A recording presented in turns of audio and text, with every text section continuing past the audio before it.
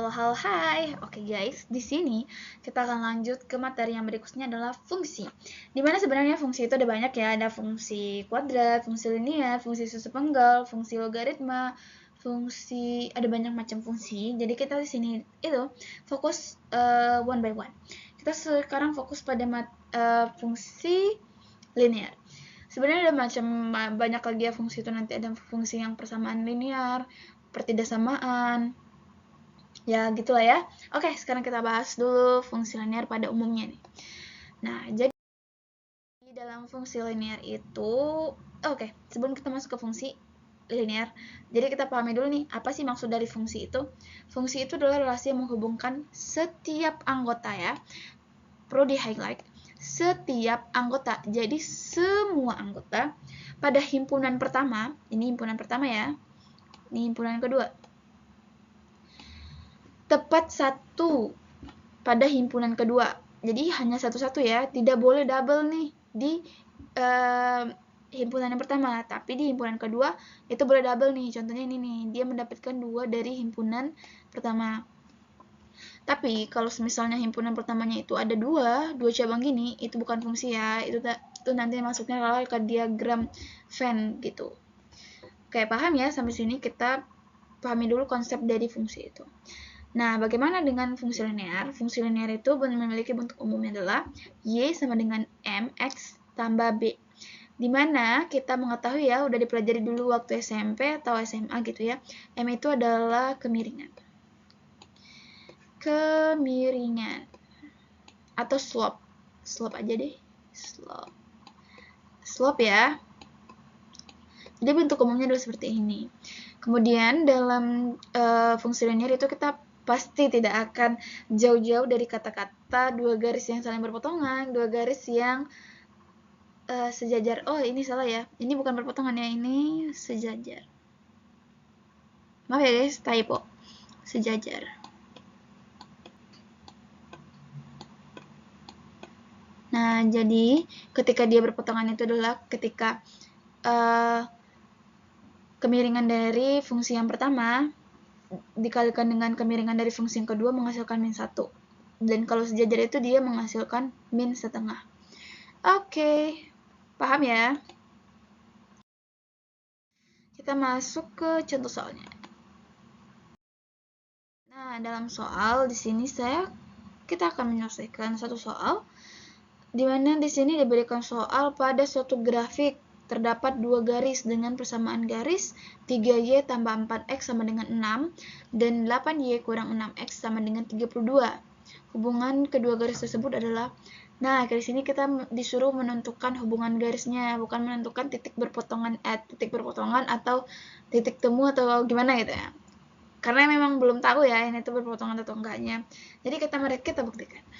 Nah, di sini kita tahu bahwa bentuk umumnya adalah seperti ini yang sudah dijelaskan tadi. M itu adalah kemiringan. Dan nanti kalau kita udah rubah bentuk ini ke bentuk umum yang seperti ini, kita gampang tuh. Kita tinggal kali-kalikan aja tuh si M-nya nanti kan. Karena M-nya adalah bilangan awal dari si X. Ketika kita kalikan nilainya min 1, berarti dia adalah berpotongan. Tapi kalau nanti dia dikalikan menghasilkan min setengah, berarti dia sejajar. Gitu aja konsepnya. Gampang kan? Gampang. Oke, kita masuk penyelesaiannya. Tadi kita udah tahu tuh bentuk umumnya adalah Y sama dengan MX kali B, tambah B. Jadi kita rubah persamaan yang pertama menjadi bentuk umum dia. Kayak ketika kita udah ubah menghasilkan seperti ini bentuk umumnya, terus yang persamaan kedua juga dong, masa dia sendiri doang, nggak mungkin dong. Jadi kita ganti ke bentuk umumnya seperti ini. Nah, ketika udah, kita mau tahu nih, M1 adalah ini, M2 adalah ini. Nah, M1 nih, hasilnya min setengah, min 4/3. Datangnya 2 tahu kan dari mana? Karena si 3 ini pindah ruas ke sini, makanya dia min 4/3. Ditambah 6 karena 6-nya udah dibagi dengan 2. Oke, paham ya? Oke, kita tinggal kalikan nih antara ini dengan ini. Kita kalikan 4 kali 3 adalah 12. Ya, coba ya kita jabarkan 12 jangan lupa minnya, min 12, 3 kali 4 juga 12. 12 bagi 12, min 1. Jadi, sesuai dengan dalilnya adalah garis perpotongan itu menghasilkan min 1. Bukan berpotongan, tapi sejajar ya. Jadi, kita dapat menarik kesimpulan, kedua garis akan saling berpotongan. Benar, good job. Oke, kita next ke soal berikutnya. Kalau nggak salah ada soal pertidaksamaan. Ini masih fungsi linear ya, kalau nggak salah. Nah, di sini dalam soalnya, tentukan titik potong dari garis X plus 3Y kurang dari 12 dan 2X plus Y lebih besar dari 10. Jadi dalam peraturan pertidaksamaan itu, walaupun dia pertidaksamaan linear, nanti dalam perhitungannya kita tetap menggunakan tanda sama dengan. Seperti ini ya, jadi 3X tambah 3Y sama dengan 12 gitu. Karena udah aturannya kalau nggak salah udah konstantannya seperti itu ya. Oke, di sini kita mau tahu garis ini. Kita harus menentukan titik ini tuh dia berpotongannya di mana. Oke, next. Nah, ini nih yang harus di highlight. Di sini ada rumus cepatnya, tips, bukan tips juga sih, tapi kayak jalan tikusnya gitu ya. Dalam rumus itu kan ada 2 persamaan, karena dalam persamaan linear pasti cuma ada 2 atau 3 gitu. Tapi variabelnya tidak ada yang kuadrat ya. Kalau kuadrat nanti dia menjadi fungsi kuadrat. Ini gampang lah ya, paham oleh nalar. Kita tinggal pindah ruas aja sebenarnya. Si 12-nya ini adalah sebagai C, A1X berarti adalah nilai X, di sini adalah 1. X-nya adalah 1, berarti A1 adalah 1. Kemudian ini ya, A1-nya 1, B1-nya adalah nilai Y. Ini 3, berarti C-nya adalah ini, min 12 ya jadinya, karena dia pindah ruas ke sebelah.